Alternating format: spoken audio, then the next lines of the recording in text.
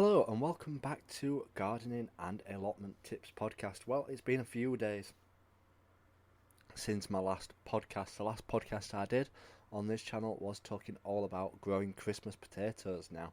So if you're wanting to get some potatoes delicious for Christmas Day, now is the time to be planting them. So listen to that podcast and you will find out how to exactly grow them.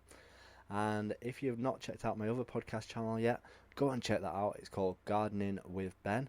Recent podcasts on there are talking about all the seeds that you can plant in August and all the jobs which you need doing in the garden and allotment in August. So go and check that one out as well. It's on every podcast platform as well as this one.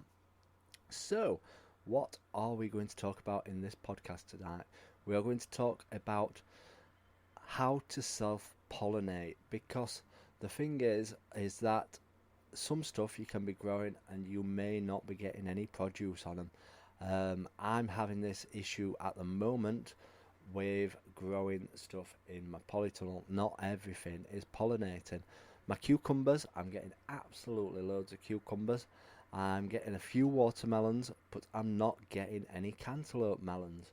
And the possible reason is that maybe not enough bees are getting to them, whether the insects are not around to help pollinate them, and these are very small flowers on the cantaloupe melons. So sometimes what we have to do is we have to give the plants a helping hand, and the way we can do this is by self-pollinating them and doing the bee's job basically. This is what we'd have to do if we had no bees or insects in the world, and we'd have to go around pollinating all the plants ourselves. So sometimes we have to give the plants a helpful hand, and the way that I do the pollinating of my plants is by using a paintbrush. And the type of paintbrush you want is basically children's paintbrushes. They're usually the very small, thin, bristled ones. There's usually not many bristles on the paintbrush whatsoever, and they're not usually that expensive to buy either. And what you need to do is basically just go around each of the flowers on the melon plant and just pollinate them yourself. Just like tickle the flower where the pollen is and do it on each flower. And basically you're just going around pollinating all of them flowers. Now if you wanted to do it on multiple plants, you're best off getting a pack of different paintbrushes and just marking up the paintbrushes so that they are different, because you don't want to be going around crossbreeding and producing your own special vegetable or fruit.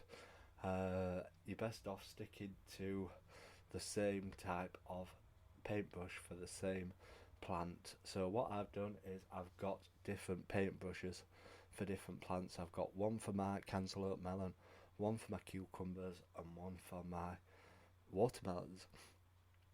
And basically I'll just go around each flower every couple of days and pollinate them myself, and hopefully, fingers crossed, they will pollinate.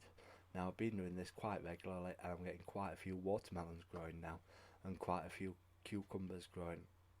Still no sign of any cantaloupe melons yet. I really am hoping that I'm going to get some, but we can live and hope. I'm hoping to get some because they are absolutely delicious, but it is getting late now, late in the season, for them to grow in time. But we'll see.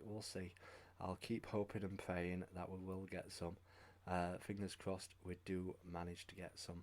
So yeah, that has been what we've been talking about today. We're talking about self-pollination. Obviously you can do this on literally all the plants that produce fruit or vegetables. Like you can go around and do fruit trees, you can do your fruit bushes, you can do courgette plants, you can do your pumpkin plants, and do them yourself. So yeah, if you're wanting to go and hopefully get more produce, go around doing a bit of pollination yourself. Obviously more stuff what's outside the bees will get to, and the insects. The stuff inside the greenhouse and polytunnel may always struggle. I do leave the doors open to let the things in, but they don't always find their ways in. So yeah, I hope you've enjoyed that. If you've enjoyed this podcast, please do click that subscribe button, do click that follow button, and stay up to date with all these podcasts what are coming. So until next time, remember, keep smiling, keep gardening and keep listening to Gardening with Ben's podcasts.